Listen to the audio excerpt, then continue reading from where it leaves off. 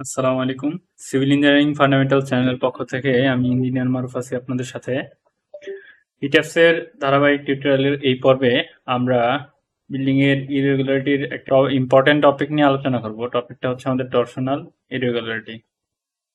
আমাদের যতগুলো সার্ভিসিবিলিটি চেক আছে বা ইরেগুলারিটি চেক আছে তার মধ্যে কিন্তু আমাদের টরশনাল ইরেগুলারিটি চেকটা অন্যতম গুরুত্বপূর্ণ।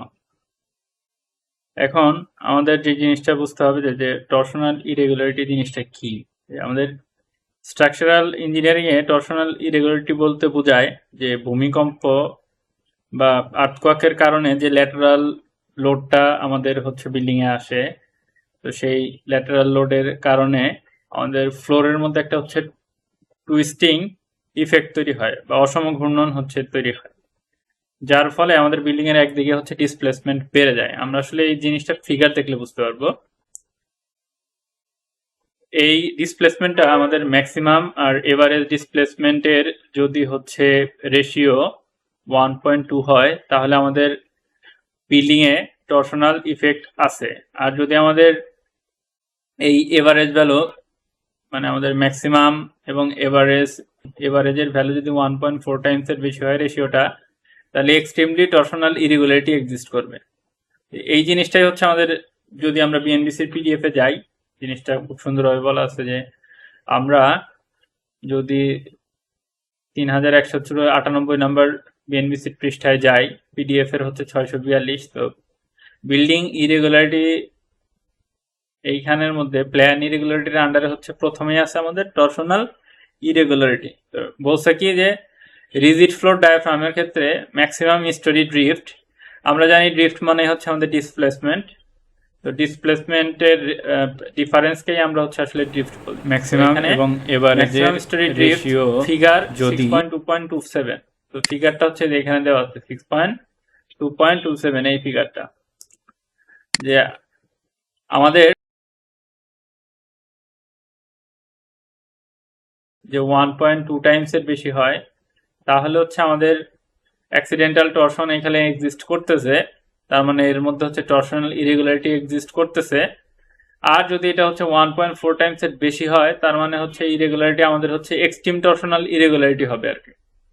তো ফিগারটাতে আসলে জিনিসটা বোঝা যাবে যে এটা আমাদের বিল্ডিং এর পূর্বের অবস্থা ছিল। আমি একটু কালার কোডেড করে দেখাই, তাহলে জিনিসটা আপনারা বুঝতে পারবেন যে আমাদের এটা হচ্ছে আগের পূর্বের বিল্ডিং। হ্যাঁ, তো এদিক থেকে আমাদের ল্যাটারাল ইফেক্ট আসলো, আসার কারণে বা এদিক থেকে আসলেও এদিক থেকে প্লাস হচ্ছে ইসেন্ট্রিসিটির কারণে আমার বিল্ডিংটার হচ্ছে এইটুকু সরে গেল বা এর মধ্যে একটা টুইস্ট হলো, এরকম হচ্ছে আমার টরশন আসলো আর কি, টরশন জেনারেট করলো। তো টরশন জেনারেট করার পরে এইখানে আমার হচ্ছে ম্যাক্সিমাম ডিসপ্লেসমেন্ট, অর্থাৎ এই পয়েন্টটা এখানে সরে গেল, এই পয়েন্টটা এখানে সরে গেল। তার মানে কি এই পয়েন্টটা হচ্ছে আমার ম্যাক্সিমাম ডিসপ্লেসমেন্ট ঘটছে, এইখানে আমার হচ্ছে মিনিমাম ডিসপ্লেসমেন্ট ঘটছে, আর মাঝখানে হচ্ছে আমার এভারেজ ডিসপ্লেসমেন্ট ঘটছে। তো আমার যদি এইখানে এভারেজ করি আমি, তাহলে ডিসপ্লেসমেন্টের এভারেজ হবে কি displacement maximum plus minimum divided by 2, অর্থাৎ এই যে এইটা। যদি আমাদের displacement maximum average is greater than 1.2 এর বেশি হয় তাহলে আমাদের বিল্ডিং এটায় টরশনাল ইরেগুলারিটি এক্সিস্ট করতেছে। আর যদি এই রেশিওটা আমাদের 1.4 টাইমস এর বেশি হয় তার মানে এক্সট্রিমলি টরশনাল ইরেগুলারিটি হইতেছে। তো এই যে এখান থেকে দেখানো আছে সিসমিক ফোর্স আমার এই ডিরেকশনে ডেভেলপ করছে, তো আমার ডিসপ্লেসমেন্ট এতটুকু সরে গেছে, এর কারণে আমি যে ভ্যালু পাবো এটি ইটাপস থেকে নির্ণয় করা খুবই সহজ। তো আমরা হচ্ছে ইটাপস থেকে দেখব। তার আগে একটা প্রশ্ন থাকে যে আমাদের টরশনটা আসলে কেন হয়। এটা তো মানে কমন একটা কোশ্চেন যে আমার বিল্ডিং এ টরশন কেন আসবে। বিল্ডিং এ টরশন অনেকগুলো কারণের মধ্যে আসে। আমি কালারটা একটু চেঞ্জ করি। যে আমাদের এক নাম্বার কারণ যে আমাদের যদি মাস ইরেগুলারিটি থাকে, মাস ইরেগুলারিটি থাকলে টরশন জেনারেট হয়। মাস ইরেগুলারিটি কেমন, যে আমার এটা যদি ফ্লোর হয় যে 3 নাম্বারে 4 নাম্বার, এই 3 নাম্বার ফ্লোরে নর্মাল রেসিডেন্সিয়াল, 4 নাম্বারে গিয়ে আমার হেভি ইকুইপমেন্ট থাকলো, কোন একটা পাশে হেভি ইকুইপমেন্ট থাকলো, তার মানে সেখানে কি মাসের ডিফারেন্স ঘটবে। এই ফ্লোরের যে মাস, এই ফ্লোরের যে মাস, এর মাসের মধ্যে পার্থক্য থাকবে। তো এই মাস ইরেগুলারিটির কারণে আমার টরশন জেনারেট হতে পারে। তারপরে হচ্ছে শেয়ার ওয়ালের স্টিফনেস ইরেগুলারিটির কারণে, স্টিফনেস ইরেগুলারিটির কারণে, অর্থাৎ বিল্ডিংটা যদি আমি আঁকাই এখানে 1 2 3 4 5, এইদিকে বিশাল একটা শেয়ার ওয়াল দিলাম, এইদিকে একটা শেয়ার ওয়াল দিলাম, মানে সিমেট্রিক না, আনসিমেট্রিক লোকেশনে আছে। তো দেখা গেছে এইদিকে আমার যে ফ্রেম, এইদিকে বেশি স্টিফ, এইদিকে হচ্ছে স্টিফনেস কম, যার কারণে আমাদের বিল্ডিং এ হচ্ছে টরশন জেনারেট হয়। টুইস্ট এখানে টুইস্ট ঘটে, স্টিফ এলিমেন্টের সাপেক্ষে আমার বিল্ডিংটা একদিকে হচ্ছে মুচড়ে যায়। সহজ ভাষায় হচ্ছে আমি যদি আমার বিল্ডিং এর শেয়ার ওয়ালটা যদি সেন্টারে না থেকে আমার কর্নারের দিকে হয়, তাহলে দেখা গেছে আমাদের ওই ক্ষেত্রে টরশনটা বেশি জেনারেট করে। তারপরে যদি আমাদের কলামের বা ফ্রেমিং যদি আমাদের সিমেট্রিক্যাল না হয়, আনসিমেট্রিক হলেও তখনও টরশন জেনারেট হয়। তো আমি এগুলো একটু মুছতেছি।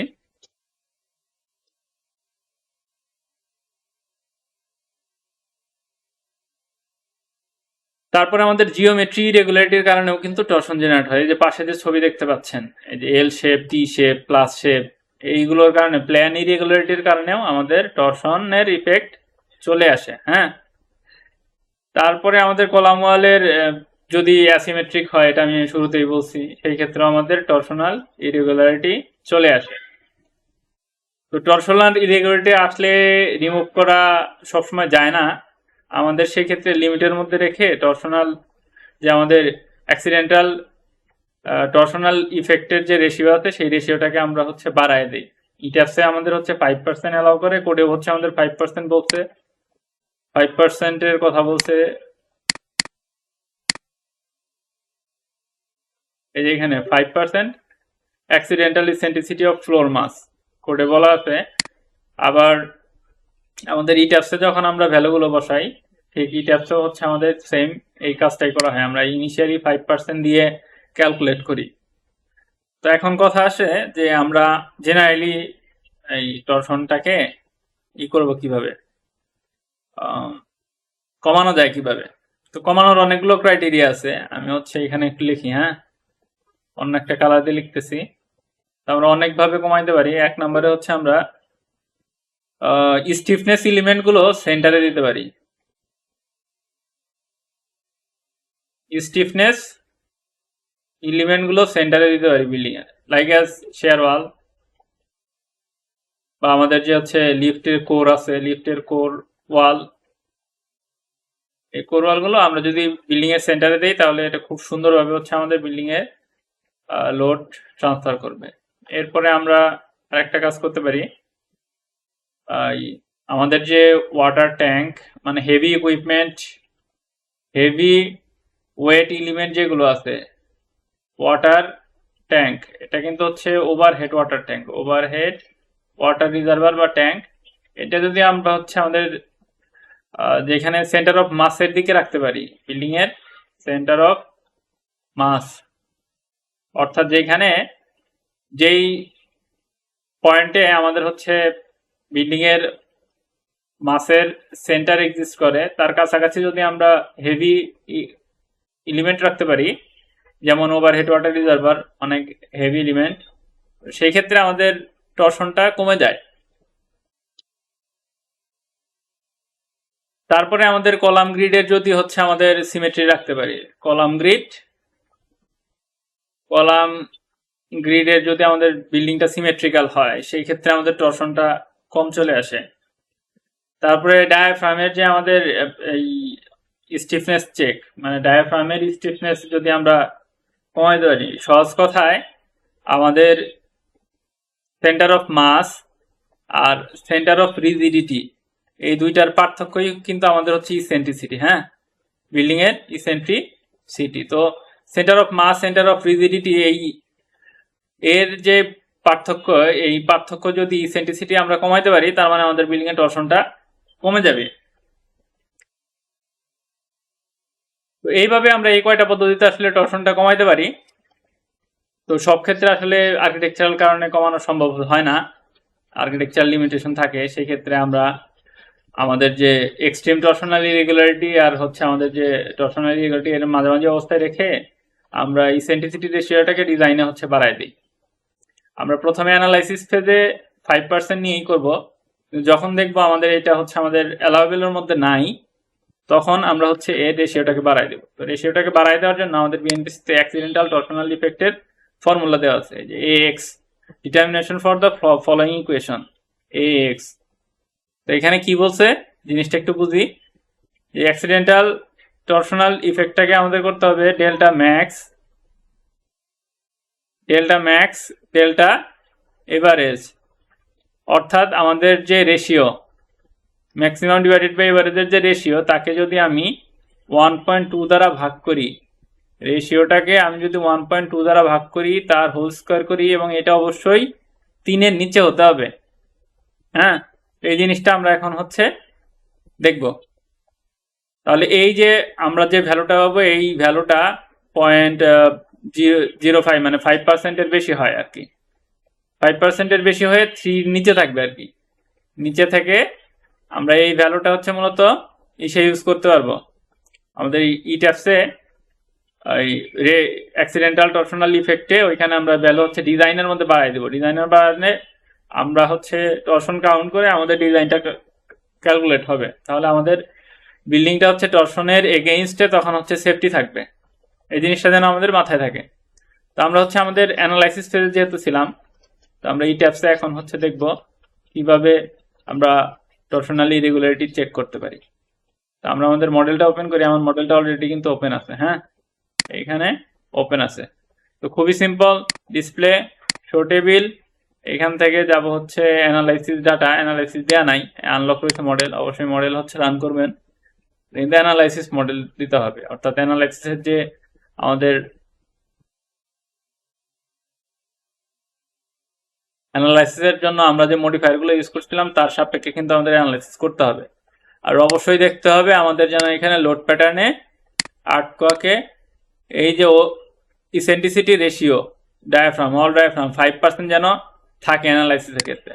তারপরে আমরা কোথায় যাব, এখান থেকে ডিসপ্লে, শো টেবিল, যাওয়ার পরে অ্যানালাইসিস জয়েন্ট আউটপুট, ডিসপ্লেসমেন্ট। যেহেতু ডিসপ্লেসমেন্টের থেকেই আমরা হচ্ছে ইরেগুলারিটি নির্ণয় করি বা ড্রিফট নির্ণয় করি, ড্রিফটের থেকে হচ্ছে ইরেগুলারিটি বের করা যায়। তো এই জন্য আমরা যাবো হচ্ছে history max over average displacement, অর্থাৎ ডিসপ্লেসমেন্টের ভ্যালু থেকে আমরা হচ্ছে এখান থেকে আমাদের টর্শনাল ইরেগুলারিটি যাচাই করব। তো এখান থেকে হিস্টোরি যা আছে তাই, আউটপুট কেসটা অবশ্যই আমাদের আর্টকোয়াক নিতে হবে। তো আর্টকোয়াকের 3টা স্টেপের জন্যই হচ্ছে আমাদের আসবে, আমরা 3টা একসাথে নিতে পারি। ডিরেকশনটা আমরা হচ্ছে এখান থেকে এক্স সিলেক্ট করব।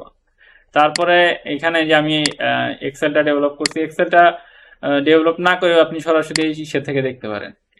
আপনার ইতিহাস থেকেই দেখা যায়। দেখেন যে এখানে 1.2 এর উপরে আছে কিনা, এই যে আছে 1.3, এটা কোথায় আছে, ফ্লোর 6-7 আছে 1.3, মানে 1.4 এর নিচে আছে। কিন্তু এক্সট্রিম টর্শনাল ইরেগুলারিটি হয় নাই, বাকি বিল্ডিং এ আমাদের ইরেগুলারিটি আছে। তো আমরা এই ভ্যালুটাকে কপি করি। তো আমি যেই কলামে হচ্ছে ইট্যাপসে এক্সেলে ডেভেলপ করছিলাম, এখানে দেখি আউটপুট কেস ডিরেকশন। আমরা মডেলটাকে এখানে একটু রাখি, output case direction, step number রাখি নাই, ডিরেকশন রাখছি ম্যাক্সিমাম এভারেজ। তো এই সেলগুলোতে এইগুলো হচ্ছে কপি করবো। হ্যাঁ, কন্ট্রোল সি দিলেই কপি হয়ে যাবে। হওয়ার পরে আমরা আমাদের এক্সেলে চলে আসি। এক্সেলে আসার পরে জাস্ট এখান থেকে রাইট বাটন ক্লিক করে পেস্ট দিব। তো দিলে এই ঘর পর্যন্ত আমাদের আসলে কাজ করছে, বাকি এইগুলো লাগবে না। আমি এইগুলোকে ডিলিট করে দিচ্ছি। আমাদের এখান থেকে আমি এক্স এর জন্য পাইলাম ম্যাক্সিমাম 1.313, এটা কিন্তু রেশিও। হ্যাঁ, তাহলে ইসেন্ট্রি রেশিও আমার কত হবে, আমরা এই ফর্মুলা বসাই হবে। এই রেশিওকে আমি যদি 1.2 দ্বারা ভাগ করি এবং তার হোল স্কোয়ার দেই, তার সাথে যদি আমি 5% ইসেন্ট্রিসিটি রেশিও বাড়াই, তাহলে আমার হচ্ছে ডিজাইনে ইসেন্ট্রিসিটি রেশিও কাউন্ট করতে হবে 0.063, অর্থাৎ 6.3% আমার কাউন্ট করতে হবে। তো এইভাবে আমরা হচ্ছে আমাদের ইটাস থেকে ইরেগুলারিটি চেক দিয়ে আমাদের যে ইসেন্ট্রি রেশিও যত বাড়াইতে হবে সেটা কাউন্ট করতে পারি। তো আমি এক্সেল গুলো ডেভেলপ করতেছি, আপনাদের লাগলে অবশ্যই আমার কাছ থেকে নিতে পারেন। তো আশা করি ভিডিওটা আপনাদের ভালো লাগলে অবশ্যই আমার চ্যানেল লাইক, কমেন্ট, শেয়ার করবেন। Thank you.